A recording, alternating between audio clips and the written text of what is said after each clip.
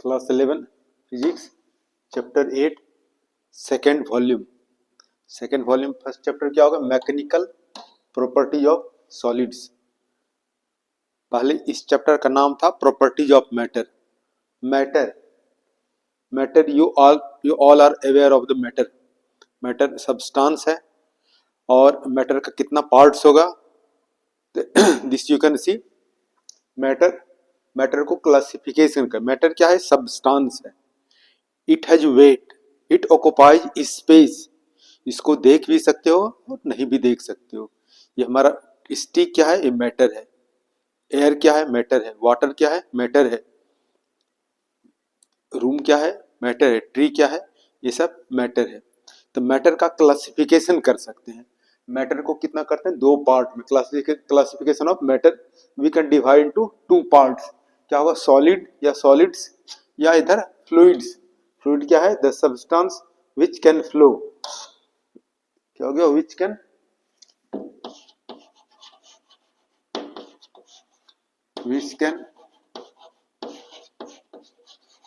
Flow. क्या होगा? The substance which can flow. अब क्या क्या फ्लो कर सकता है? लिक्विड फ्लो कर सकता है, गैस फ्लो कर सकता है। तो fluids the substance which can flow we can divide to two parts, liquid और गैस। तो finally you can say matter का तीन स्टेट हो गया, states of matter. Solid, liquid, gas कर सकते हो। एक फोर्थ वन जो है ये प्लाज्मा है। In this way you have read matter क्या है? एक सब्सटेंस है, बॉडी है, ऑब्जेक्ट है। और ये क्या है? इसको मास है, वेट है, इट ऑक्युपाइज स्पेस है। और इसका हमने क्लासिफिकेशन किया कितना? Solid, liquid, gas, three part में। और एक फोर्थ कह सकते हो प्लाज्मा, या दूसरे ढंग से कह सकते हो मैटर का क्लासिफिकेशन सॉलिड्स है और फ्लूइड। फ्लूइड क्या होगा? The substance which can flow. क्या क्या फ्लो हो सकता है? लिक्विड फ्लो कर सकता है, गैस फ्लो हो सकता है। तो मैटर का कितना स्टेट हो गया? Solid, liquid, gas. अब लिक्विड जो है, लिक्विड का पोजीशन क्या हो सकता है? लिक्विड एट रेस्ट हो सकता है या लिक्विड इन मोशन। तो लिक्विड को भी हम दो पार्ट में डिवाइड किया, हाइड्रोस्टैटिक्स और hydrodynamics. Hydro means water, statics rest. तो water at rest means liquid at rest. इसमें और इधर क्या होगा? Hydrodynamics. Hydro water, dynamics motion, यानी liquid in motion, liquid in motion. तो इसमें इस चैप्टर में mechanical properties of solids you will study about solid. दूसरा चैप्टर में पढ़ेंगे mechanical properties of fluids. Fluids में क्या पढ़ना है? लिक्विड पढ़ना है और लिक्विड में हाइड्रोस्टैटिक्स और डायनेमिक्स, हाइड्रोडायनेमिक्स। और एक गैस अनदर चैप्टर है, there you will study kinetic theory of gases. तो इस चैप्टर में क्या पढ़ना है? सॉलिड के बारे में। सॉलिड के बारे में क्या है? डिफॉर्मिंग फोर्स, इलास्टिसिटी, प्लास्टिसिटी और स्ट्रेस, स्टेन, हुक्स लॉ और modulus of elasticity, Young's modulus of elasticity, bulk modulus of elasticity, modulus of rigidity and Poisson's ratio. इतना सा इस चैप्टर में पढ़ना सॉलिड में। लिक्विड एट रेस्ट में क्या पढ़ना है? प्रेशर है, प्रेशर एग्जर्टेड बाय लिक्विड, और सरफेस टेंशन पढ़ना है इसमें। ठीक है, liquid rises in A capillary tube. और ये हाइड्रोडायनेमिक्स में पढ़ना है, जैसे हाइड्रोडायनेमिक्स मोशन, बर्नौलीज थ्योरम पढ़ना है, इक्वेशन ऑफ कंटिन्यूटी पढ़ना है इस चैप्टर में, और इधर काइनेटिक थ्योरी ऑफ गैसेस पढ़ना है। तो now you will study here solid, mechanical properties of solid इस चैप्टर में। इसमें सब डिफिनेशन टर्म्स है। तो this definition terms first try to understand. Now there are in this chapter you will study some definition terms। कुछ definition terms को पढ़ोगे। इसको इस तरह से देख सकते हो, डिफॉर्मिंग फोर्स। जब रबर है, रबर को हम पुल करते हैं, स्प्रिंग है, स्प्रिंग को पुल करते हैं या कंप्रेस करते हैं, तो whatever you are observing, क्या ऑब्जर्व करते हैं? या कुशन है, कुशन पर बैठते हो, या सोफा है, सोफा पर बैठते हो, या ब्लैंकेट को दबाते हो। Whatever you are observing, क्या ऑब्जर्व करते हो? तो for the time being shape and size उसका चेंज हो जाता है। तो the force which changes the shape and size of body is known as deforming force. Deforming force, the force which changes the shape of body is known as deforming force। और इसका opposite क्या होगा? जब body को spring पर force apply करते हैं उसका शेप एंड साइज चेंज हो जाता है। जब फोर्स हटा लेते हैं तो फिर बॉडी क्या होता है? रीगेन करता है, फिर अपने ओरिजिनल पोजीशन में आ जाता है।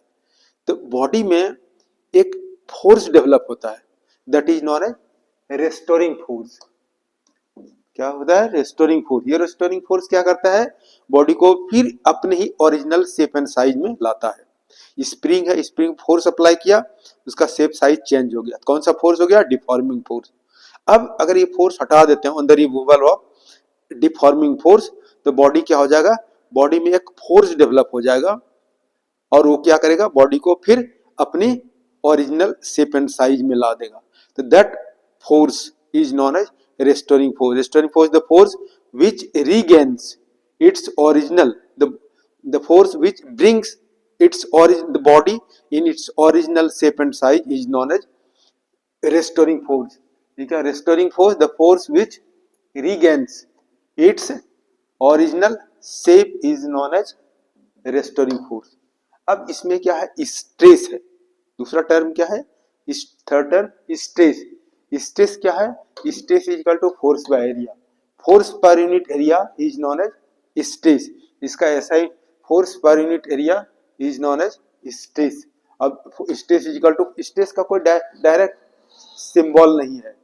जैसे पता है ये हमारा फोर्स है, फोर्स का सिंबल वेलोसिटी है, डिस्टेंस है, एक्सेलेरेशन है, ये सब का ये सिंबल है। फोर्स का सिंबल है, वेलोसिटी का भी, डिस्टेंस का एस, एक्सेलेरेशन का ये सिंबल। उसी तरह से ये स्ट्रेस का कोई पर्टिकुलर सिंबल नहीं है, इसलिए क्या लिखते हैं? Stress is equal to force by area, force per unit area. अब स्ट्रेस का एसआई यूनिट क्या होगा? SI unit of stress is क्या हो जाएगा? फोर्स का न्यूटन हो गया, ये एरिया का मीटर स्क्वायर, तो न्यूटन पर मीटर स्क्वायर। इस तरह से जस्ट यू कैन सी।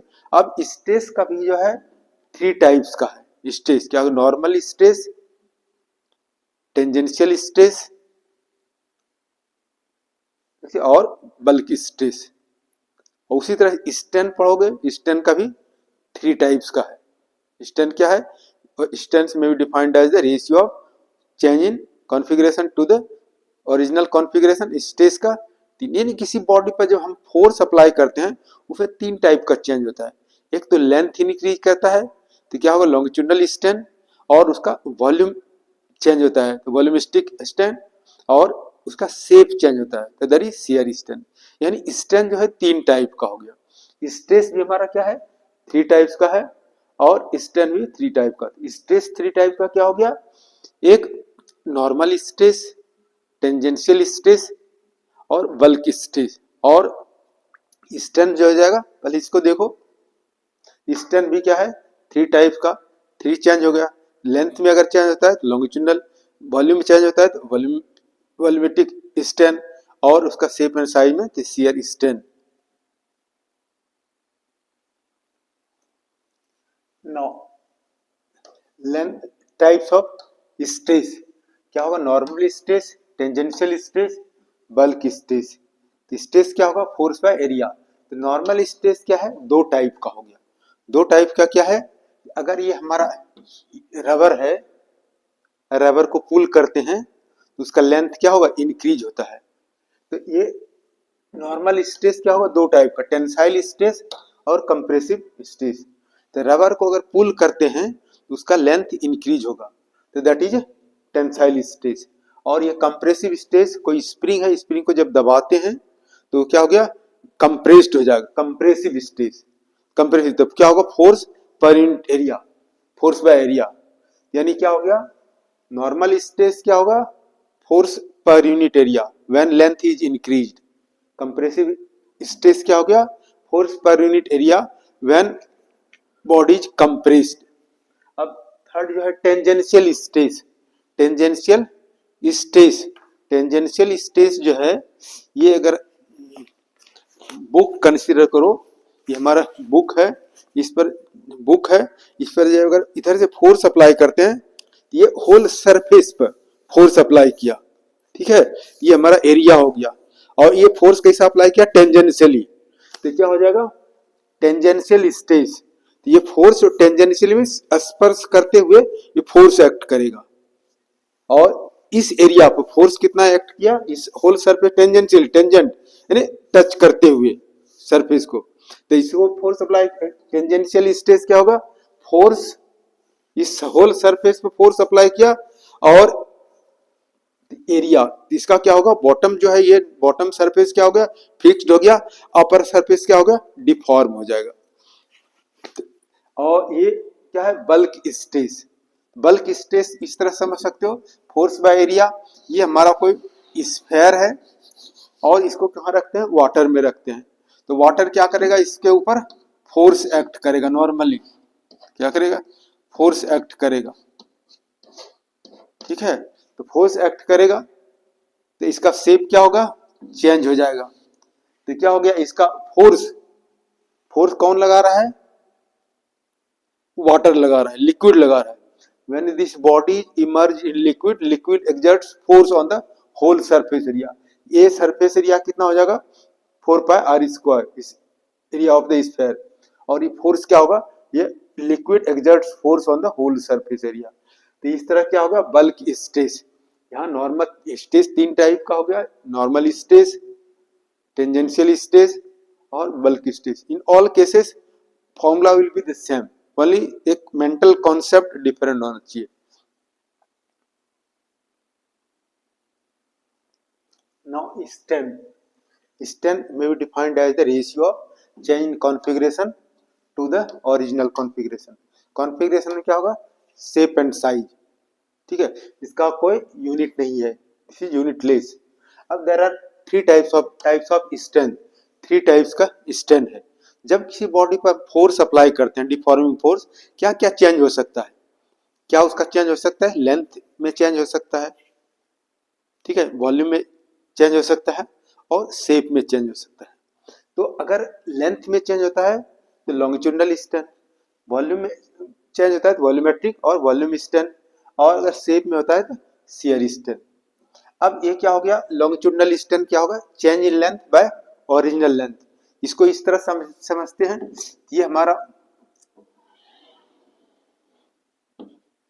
क्या है, एक रबर है, इसका लेंथ L है,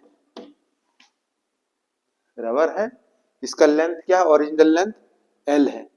इस पर जब हम फोर्स अप्लाई करते हैं नीचे, तो क्या होगा, थोड़ा सा ये फोर्स इधर अप्लाई किया तो ये चेंज हो गया लेंथ।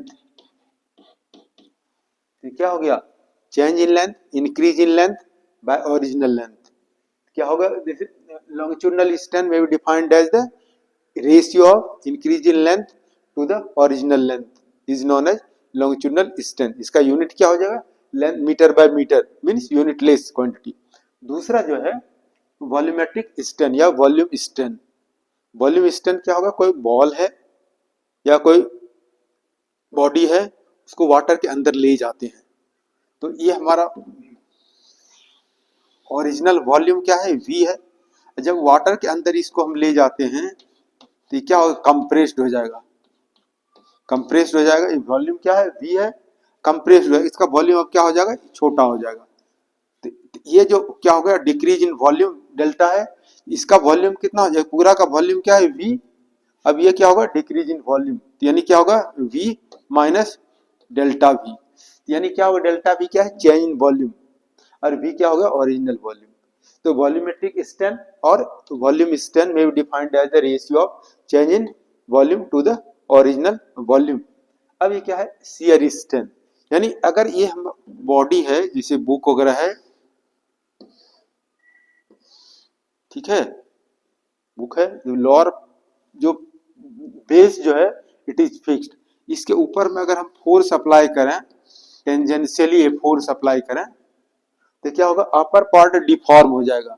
ये इसको क्या कर सकते हो, ए बी सी डी है।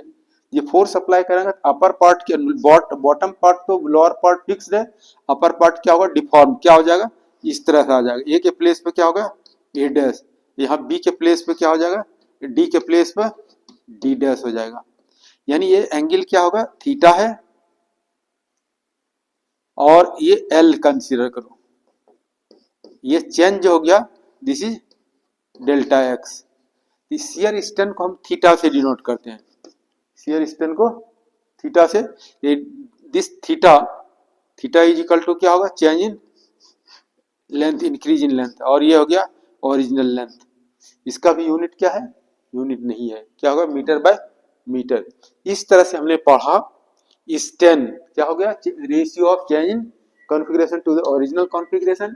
स्टेन है, types of strain, longitudinal strain, change in length, और ये volumetric strain, change in volume है, और shear strain, change in shape and size है। इस तरह से हम लोगों ने पढ़ा stress strain, types of stress, types of strain. Thank you for watching, like subscribe, thank you very much.